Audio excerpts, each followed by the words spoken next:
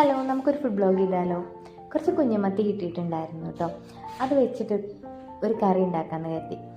അങ്ങനെയാണ് കുറച്ച് ഉള്ളി എടുത്തിട്ടുണ്ട്, കുറച്ച് തക്കാളി എടുത്തിട്ടുണ്ട്, പിന്നെ ഇഞ്ചി വെളുത്തുള്ളി അരിഞ്ഞിട്ടതാണ് കേട്ടോ, പേസ്റ്റ് ആക്കിയിട്ടില്ലേ. പേസ്റ്റ് ആക്കിയിടുന്നവരുണ്ട്, ഞാൻ പേസ്റ്റ് ആക്കിയിട്ടില്ല. പിന്നെ കുറച്ച് ഉപ്പിട്ടിട്ടുണ്ട്, കുറച്ച് മുളക് പൊടിയും കുറച്ച് മഞ്ഞൾപ്പൊടിയും, പിന്നെ കൂടെ കുറച്ച് പുളിവെള്ളം ഒഴിച്ചിട്ടുണ്ട്. പിന്നെ കുറച്ച് ഓവർ വെള്ളം ഞാൻ വെച്ചിട്ടുണ്ടായിരുന്നു കേട്ടോ. കറി നല്ലോണം കുറുകി വരുമ്പോൾ അല്ലേ നമുക്ക് അതിൻ്റേതായിട്ടുള്ളൊരു രുചി കിട്ടാം.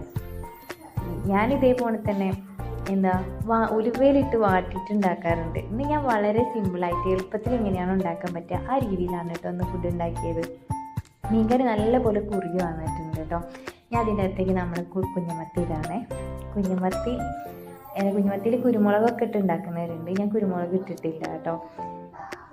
പിന്നെ അതേപോലെ വെളിച്ചെണ്ണ ഒഴിച്ചതേ ഉള്ളൂ. വെളിച്ചെണ്ണ ഒഴിച്ച് അതുകൊണ്ട് എൻ്റെ മീൻകറി ഇവിടെ റെഡി ആയിട്ടുണ്ട്. പിന്നെ അതിൻ്റെ അകത്ത് കുറച്ച് കറിവേപ്പിലി, കുഞ്ഞുള്ളിയൊക്കെ ചതച്ചിടുന്നവരുണ്ട്, പക്ഷെ ഞാനിതൊന്നും കുഞ്ഞുള്ളിയൊന്നും ചതച്ചിട്ടിട്ടില്ല. പിന്നെ കുറച്ച് മീൻ ഞാൻ മാറ്റി വെച്ചിട്ടുണ്ടായിരുന്നു പൊരിച്ചെടുക്കാൻ വേണ്ടിയിട്ട്. അതിൽ ദോശത്തവയിലാണ് കേട്ടോ പൊരിച്ചെടുക്കുന്നത്.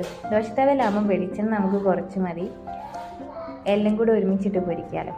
അങ്ങനെ കേട്ടോ. ഞാൻ ഈ മീനിൻ്റെ അകത്ത് കുറച്ച് ഇഞ്ചി എടുത്തിട്ടുണ്ട്, വെളുത്തുള്ളിയുടെ പേസ്റ്റും കൂടി കൂട്ടിയിട്ടാണ് കേട്ടോ ഉണ്ടാക്കിയത്.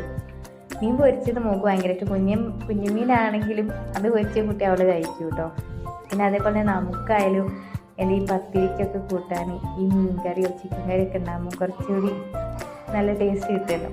എനിക്ക് ഭയങ്കര ഇഷ്ടമാണ് കേട്ടോ ഈ മീൻ കറി ചിക്കൻ കറിയൊക്കെ കൂട്ടി.